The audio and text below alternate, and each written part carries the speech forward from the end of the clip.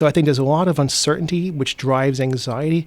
But we've achieved what I would call escape velocity from this thing in terms of hopefully getting back into a way of doing business again. But I got to tell you, in talking to the customers and just experiencing it myself, I'm just seeing a total reinvention of business, particularly here in the Northeast.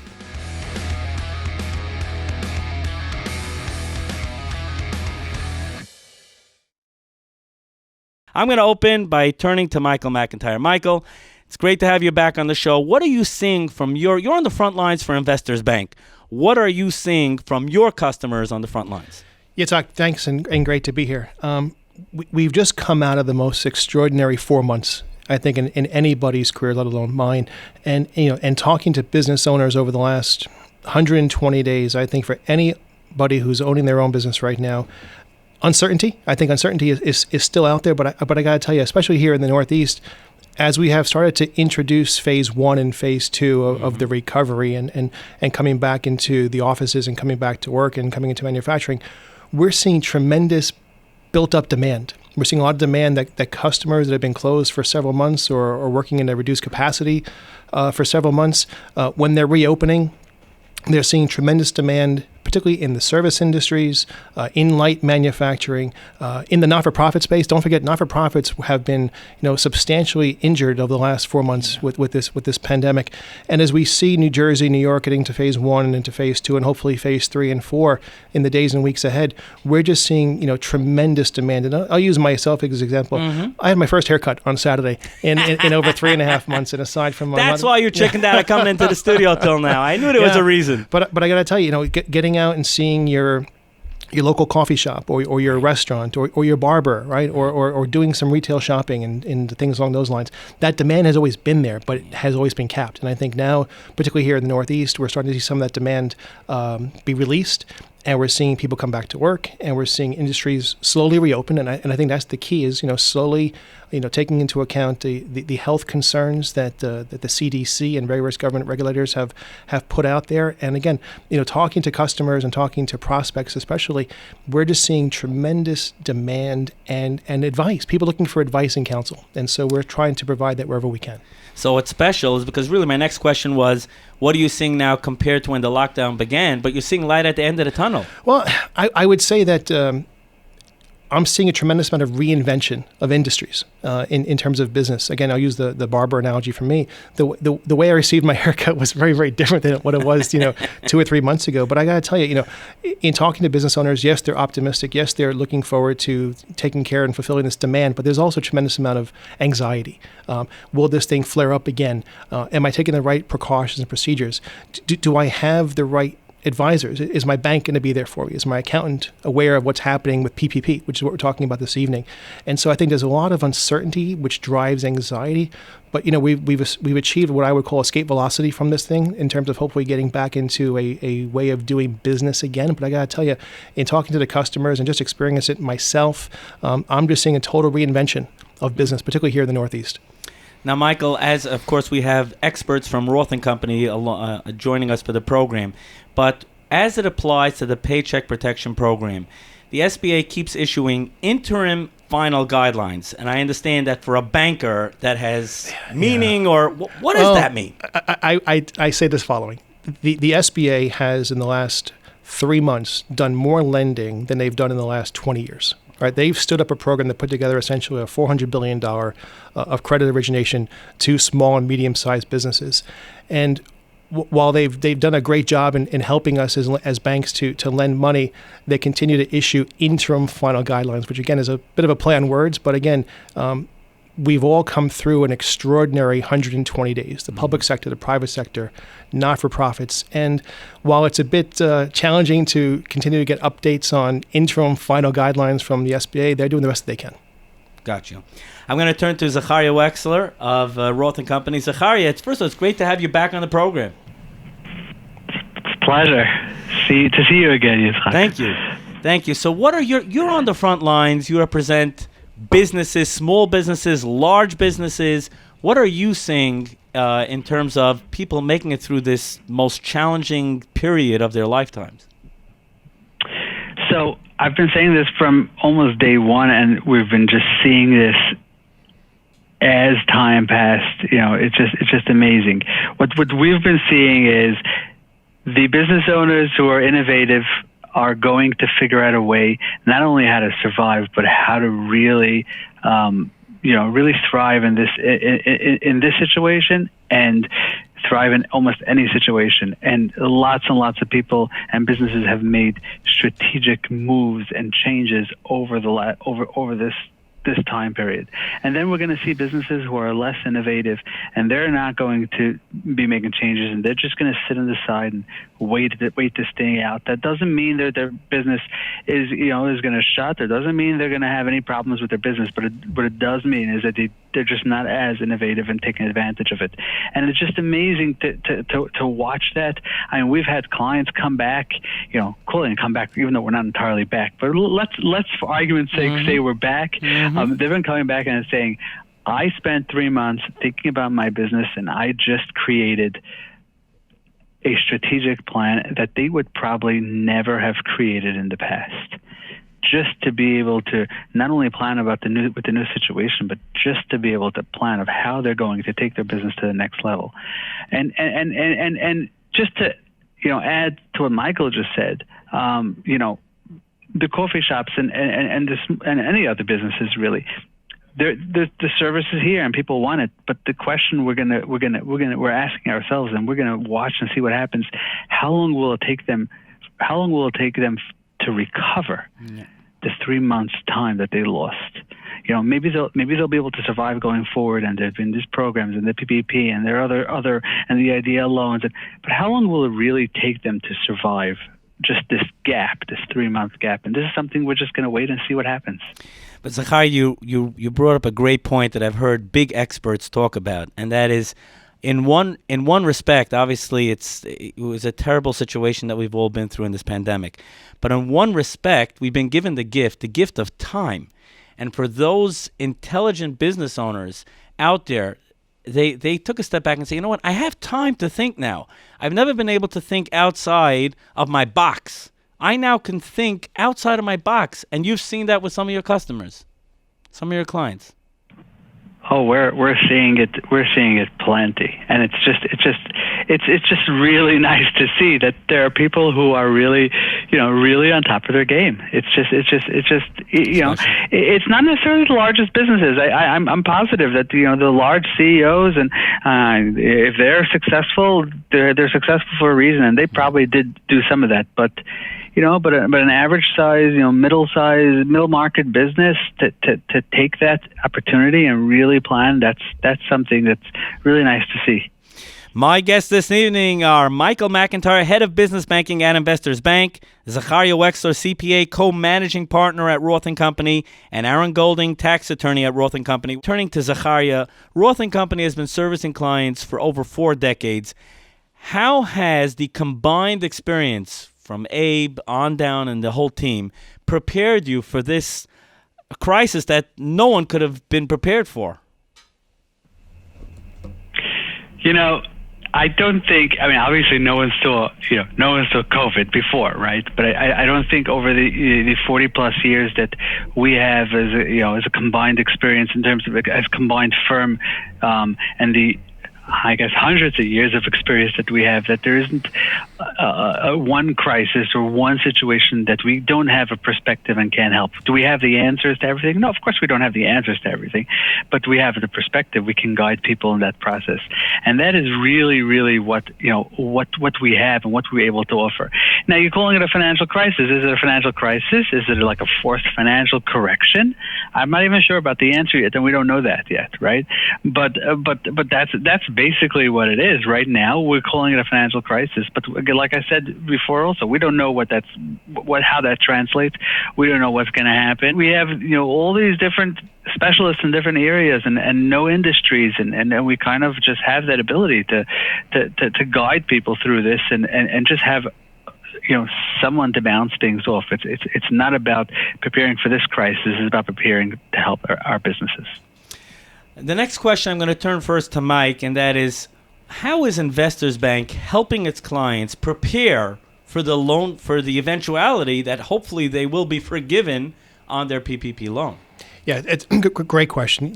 This is a very interesting time in that we're still making loans and also at the time preparing to forgive loans. And so the bank has reached out to every single one of its customers that received a PPP loan, whether it be in April or May. And we've essentially said to them that they're going to have an assigned relief officer from the bank that will help them walk through the process of obtaining forgiveness. We've also established a resource center on our website, investorsbank.com/PPP forgiveness. And we've also done several webinars in the last 3 to 4 days. And we're publishing those webinars on a regular basis. We're putting them online, and we're making sure that our customers have access to those on demand and to get them some more insight as to how they can get ready for what's going to be a really busy summer. Yeah. Now, my next question is to Zacharia or Ahron Golding, who's been patiently waiting to jump in. He is a brilliant tax attorney who's part of the Roth & Company team. So he's been a go-to resource, and I've seen his name all over the place, and for good reason. What type of documentation should a recipient of PPP of the PPP loan start preparing already now? That is a fantastic question for people to be able to prepare in advance rather than scrambling at the end. What we are telling people is to make sure to gather together whatever documentation you have about the money that you spent. If they want you to spend your money in a certain way, you need to show that you spent your money in a certain way. So if you're going to spend your money on payroll, you're going to want to be able to keep your payroll records, your 941s, your payroll records that you're filing with the state. You want to keep those. If you have any canceled checks, any type of payroll payments that you're making, for utility payments that you're making, you're going to want to keep those canceled checks just to show that you made those payments. And another important thing that you could be doing now is keep an invoice or a lease from something earlier than February 15th, 2020, because your rent payments are only going to be forgivable on lease payments that were in effect from February 15th. So you want to make sure to keep a copy of your lease and or an invoice, making sure that you have had your lease going on since February 15th. Got it. Now, recently, the guidelines, again, earlier in the month of June, the guidelines changed from 8 weeks to 24 weeks. The question now is, what does 24, or when does the 24 weeks begin? Can a company wait to activate the loan until business starts returning to normal capacity? A fantastic question. The answer is the day that you get the loan is when your weeks start. Your 24 weeks or your 8 weeks, whatever you choose, it starts the day that you get the loan. You can't choose when you want to start your covered period. Now, I'm joined in the studio by Michael MacIntyre, a dear friend and head of business banking at Investors Bank. So we're going to co-host this together. Is that okay? Sounds like a plan, Yitzchok. Michael, I hand it over to you. So, Ahron, I have some real life questions here that I'm dealing with in the business bank, and the first one that I get a lot about is our self-employed private contractors. Their concern is, does the 24-week window allow them to capture only 75% of the salary if they're paying themselves, or can they go up to 100%? They could go up to 100%. If somebody is self-employed, that's a main advantage, big advantage to this 24-week extension is now self-employed people that are independent contractors that got a loan amount of, let's say, $20,833. They can get that fully forgiven now that there's a 24-week period. So I'm going to jump in here. Can 100% of the funds be used for payroll so that the company, I mean, listen, obviously every company wants to try to obtain loan forgiveness. So let's say they got $100,000 and they know that their payroll, on an average month is $25,000. So in 4 months, they could burn through that payroll money. Can they just divide out their PPP funds and only use it for payroll, and they'll have regular income provide for the expenses on everything else? 100%. They certainly can. It's called the Paycheck Protection Program for a reason. If you use it all on payroll, all the better. That's great. I'm going to hand it over to Michael. Another question I'm getting from our customers. With the recent extension of the period to spend the loan from 8 weeks to 24 weeks, how does this impact the time period of calculating the number of employees kept on staff? That's a great question, Mike. One of the things that business owners know about this PPP forgiveness is that the government wanted people to keep their head count and not to be laying people off. So therefore, they give businesses a penalty for laying people off. So it's important to know, because they extended the 24 weeks, they're also extending the covered period to keep your head count up. So it's important to keep that in mind when deciding, do I want to choose the 8-week period or the 24-week period? Because you're going to want to be looking at that to see how long you are able to keep your head count up. Now I'll jump in here. Head count. That's a tall order, perhaps, because let's say you have a firm that had 50 people, and I believe that this question we may touch on again later, but it's just such a key question now. And that is, they had 50 people, but some people, because of the pandemic, they moved to a different part of the country. They're just not part of the team, and not because the company doesn't want to hire them, but because they're just, whatever, life has circumstance. Just like in any regular business, there's turnover. So does the head count have to be maintained? Or do the people that were on the bus, does it have to be those same people, which in most cases is close to impossible?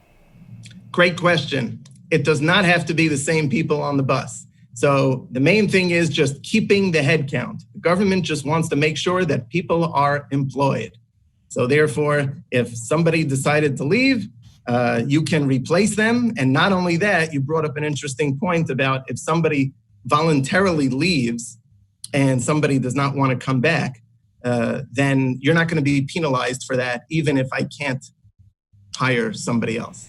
So, Ahron, my next question is similar to something we brought up before, but for many companies, again, the payroll and the lease payments itself can be entirely consumed by PPP funds. So, as you mentioned before, and of course, those are forgivable. So, I guess it would behoove a company, if they know that they're going to consume their PPP funds, just keep it ideally for everything that's outlined in the program's guidelines. That would be a fantastic idea. Okay. Another key question is that if a company winds up, let's say they actually, you know what? I want to go to the following. There's a bit of confusion about there were different percentages out there. When the PPP... Confusion? About the PPP? No, so that's impossible. When it first came out, there was talk about 60% or actually 75% had to go towards their designated expenses. And then it seems it was lowered to 60%. Perhaps you could really break that out and explain that to the audience. Sure. Originally, in the law, it didn't say any percentage when the PPP law first came out. And then the SBA came out with this rule that at least 75% needed to be spent on payroll. And then there was a lot of hullabaloo from the industry about businesses that weren't able to even open. And therefore, there's no way they could spend 75% on payroll. Right. And therefore, it based on this new law, the Flexibility Act that was passed June 5th, they decided to reduce the amount to 60%. So again, at least 60% now has to be on payroll. It could be more. And at the other 40%, the other up to 40% can be spent on utilities, rent, and other of those types of forgivable costs. Another key question. If a company winds up, let's say 80% of their funds went specifically as indicated in the PPP guidelines, but 20% they bought new computers and whatever, can they still be forgiven on the 80%, or does it disqualify their entire loan? That's a great question. They can still get forgiveness on the part that they spent correctly. They don't want to spend the money on anything which would be considered an unauthorized use of funds. So you wouldn't want to take the money and give a distribution to the owner or something like that. That might disqualify the whole loan and them get forgiveness. But using it for other business purposes that are not going to disqualify the whole loan, that'll just turn into a 1% loan. Right, you just won't be forgiven on right. And with the bankers in the room, 1% is not too bad. I turn it over to Mike. Thanks, Yitzchok. Ahron, so we're getting this question now as we get to the end of the PPP cycle. We've seen quite a few requests come in, particularly in the last 2 weeks, from self-employed business owners that have all of a sudden realized, at the end of the program, that they may be eligible to apply for PPP. The question that we're getting is, I'm applying for the PPP program in mid to late June. I expect to get the proceeds in July. Can I apply for unemployment for the period of time prior to my PPP application? Great question. I'm getting that a lot. The answer is yes. There's no reason why they shouldn't be able to qualify for unemployment until they get the PPP funds. Okay. Michael, I'm sure you've been asked this question, if there's is there a deadline to apply for forgiveness? Perhaps any other questions you have on this that, regarding, everyone wants to get this loan forgiven. I mean, so the forgiveness deadline is one of those to be determined interim final guidelines that we as lenders expect to hear from the SBA. And even though we're past PPP now, it was a great program. It helped out hundreds of thousands of people keep their job. I want to remind people that the SBA is still open to do business, particularly here in the Northeast and candidly across the country. There are disaster loans available that the SBA will make today to an impacted business. Now, you have to pay it back, but the terms are favorable. There are maturities that go out beyond 10 years. And so if you've been impacted and you've missed PPP and you've missed the opportunity, there are still other loan programs out there that are available through the SBA directly, SBA.gov. And I would encourage anyone that wasn't sure about PPP to definitely explore some of the other loan programs. And obviously, an unselfish plug, but we would be happy to help them out here at Investors Bank. Yeah. So Ahron, on that point with regards to forgiveness and the deadline, we continue to remind our customers and our prospects to consult with their professional partners, their accountants and their lawyers. What's your view on this? How do you think it's going to shake out at the end of the day? Yeah, that's a great question. One of the things I want to point out about even though there's no deadline, based on this new law, a borrower now has 10 months from the end of their covered period, whether the 8 weeks or the 24 weeks, to get their forgiveness application in. If not, then they have to start making payments to their lender of principal and interest. So it's important to do it. It's very interesting to see how it will shake out.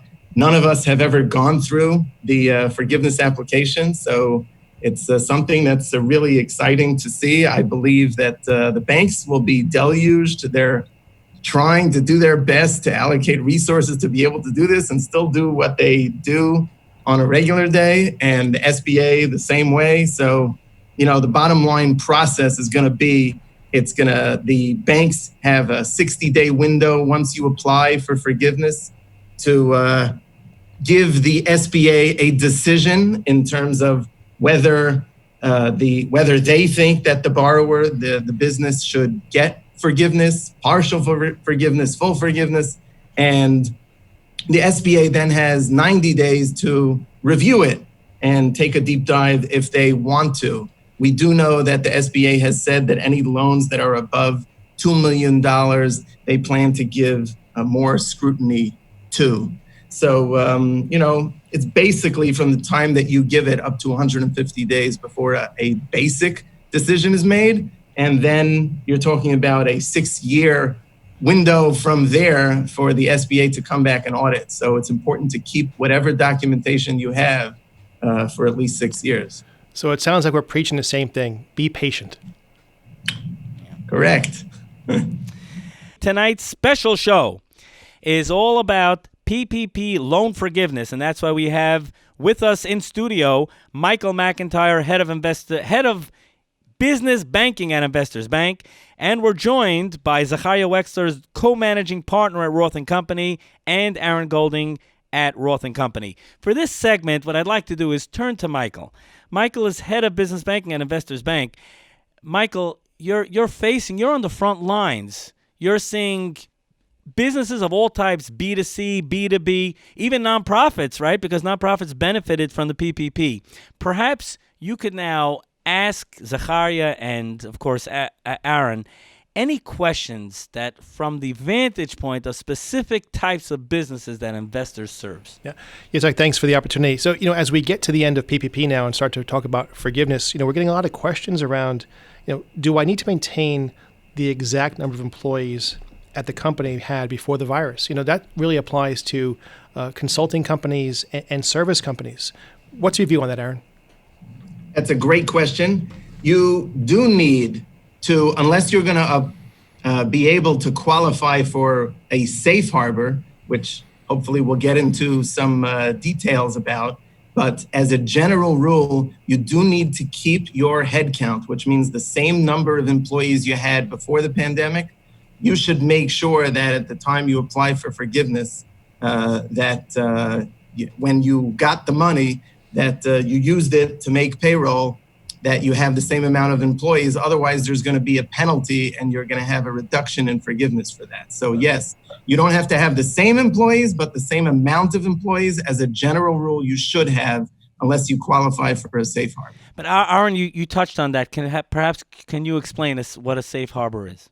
Sure. So basically, a safe harbor means if you have a good excuse for not keeping your headcount up.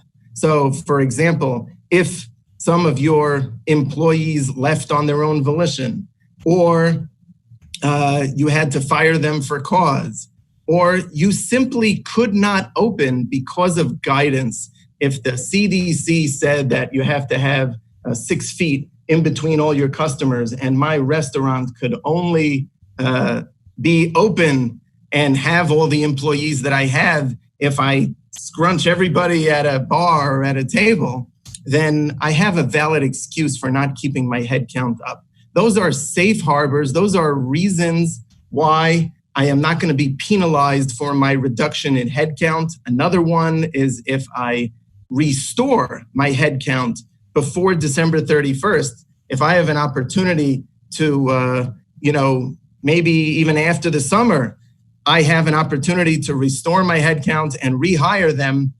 That's an opportunity that's also going to be a safe harbor where I'm not going to be penalized for my loss of headcount before that. So, Ahron, we're getting a lot of questions from business owners, and they're really, to their credit, looking to take care of their own employees first, right? They're putting their employees first. That's great. If an owner draws a salary of over $100,000, should he or she avoid taking a salary from the PPP program? That's a great question. There really is no prohibition on them taking a salary. And in fact, a certain amount of owner's salary is allowable and is forgiven. So therefore, there's a certain amount that, let's say they take the 24 weeks, the owner of the business is going to get up to $20,833 forgiven. So that's totally okay for them to take. What I think they should not do, if somebody is a business received a large loan that's going to be audited by the SBA, and then they take a large distribution, like you mentioned, more than 100,000, they're going to take a large distribution from that. I would shy away from that because the purpose of this program is to keep people employed, not to make people wealthy. Well, speaking of wealth, we talked a little bit before about not-for-profits, and that's a huge target market for Investors Bank. Getting a lot of questions about not-for-profits that may have closed permanently, or may have been impacted such that they were on higher education and aren't going to reopen now until the fall, however that may look. What's your view on what a private school should be doing these days, or a not-for-profit in that regard? That is a great question. I get about 20 of those calls a day from those types of situations. And each situation is different, and they should definitely speak to their advisor in terms of figuring out how to maximize their forgiveness and keep their nonprofit business afloat, whatever it is that they do to serve the community. But as a general rule, this extension to 24 weeks gives nonprofits that have been closed, such as schools, it gives them an opportunity to have a larger runway to be able to open up and ramp up their business and be able to spend their PPP funds on payroll, which is what it's supposed to do. So therefore, if they were shut down because of government regulations, well, that's going to be a safe harbor because they were not able to open. So they're not going to be penalized for that loss of full-time equivalent of headcount. However, they want to make sure to use their money on forgivable costs like payroll, rent, utilities. So therefore, this I would advise in many of those cases, I end up advising them to choose the 24-week period and be able to take your time and ramp up your school or nonprofit appropriately. So, Ahron, you just mentioned about the 8-week, the 24-week. Does a company that received the PPP or a nonprofit, is that an option that they have to either go for it for the 8 weeks and burn it through, or I would imagine most companies even prefer to keep the 24. Perhaps you can explain that. That's a great question. So there are two options when you apply for forgiveness. The SBA has now released two applications. One is called an EZ application for certain circumstances, and I'll give the short explanation of when you qualify to do the EZ application, because if you can, that's going to really help you and help your bank. But if you're self-employed without employees, you're in for the EZ application. If you have not lost you haven't laid off anybody. There are some businesses that have been running, essential businesses. They've been running from, before the pandemic all the way through. They would also qualify for the EZ application. And another one is if you did have some employee loss, but you have a good excuse for it, like we've spoken about before. You have one of those safe harbors. I couldn't operate my business because I was shut down. Then I will qualify for the EZ application. But in terms of the question of 8 versus 24, on the application, whether it's the EZ application or the regular application, it is one of the first things that they ask you on the application is, when does your covered period start? And the answer to that is going to be the day that you got the loan. So you'll find out when the money was placed into your account. That's when your covered period starts. Then the 24-week period is also, it's going to say, when does your covered period end?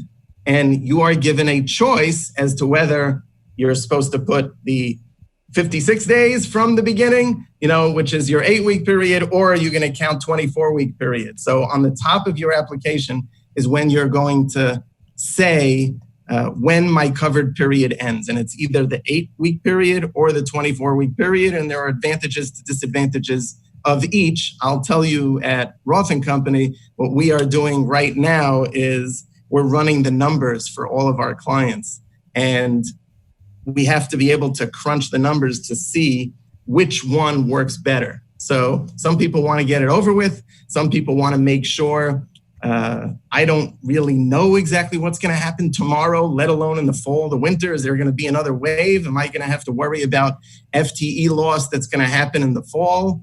So therefore, some people want to get over with in the 8 weeks. And something that it is important to know is that one of the recent interim final guidance is that we now can apply for forgiveness at any time, even during your covered period. So many people ask, well, if I choose the 24-week covered period, do I have to wait until the end of the 24-week to apply? And the answer is no. You could actually apply as soon as you want. As soon as you spend the money, by all means, apply. So, Ahron, this is the number one question that I'm getting from our customers, and I'm talking to dozens of customers a day. As we're getting into phase 1 and phase 2 and hopefully phase 3 in the days and weeks ahead, my customers are trying to bring back people that they furloughed or laid off during this pandemic, and they're finding out that some of these employees are actually making more money with the unemployment and the unemployment benefit How should our business customers document this exercise? I mean, we're getting a lot of folks that are really concerned about taking the funds out, but not being able to spend them in the appropriate period of time, and then trying to recall employees that simply just don't want to come back. Yeah, that's a really fantastic question. And businesses and employees all across the country are asking that question. So what I'd like to do is maybe give the technical PPP answer, but also the people answer, which I think, you have to make sure to keep track of the forest and don't lose the forest for the trees. So, technically the answer is that if somebody doesn't want to come back to work, what you have to do in order to be able to not be penalized for your FTE loss is to document in writing your offer to them, and then document their refusal, and then report them within 30 days of their refusal to the Department of Labor of their state to let them know that you offered them a job and that they refused. That might not be the best way to keep your employees happy long-term and for, long-term relationships with them. But in terms of technically not being penalized for the FTE loss, it would be okay to send them a written offer and then just document their refusal and keep it in your records. I would say, as a better option, if the person has a valid safe harbor to use, which is one of the other ones that we spoke about, which is to rehire them before December 31st, rehire the same amount to get you back up, rather than forcing them to get off of unemployment right now when you might not have any work for them to do, might not be the best idea. And the other one is if you had to be closed because of COVID-19 guidance, that would also be a valid excuse. And then you wouldn't have to force them to come back and get into this situation where you have to send them the written offer and then tattle on them to the unemployment. So, Ahron, one last question for me, and again, this has been really helpful to me. Hopefully, it'll help me with my customers in the days and weeks ahead. We're seeing some flare-ups in the South and in other key states that have a connection to New York and to New Jersey.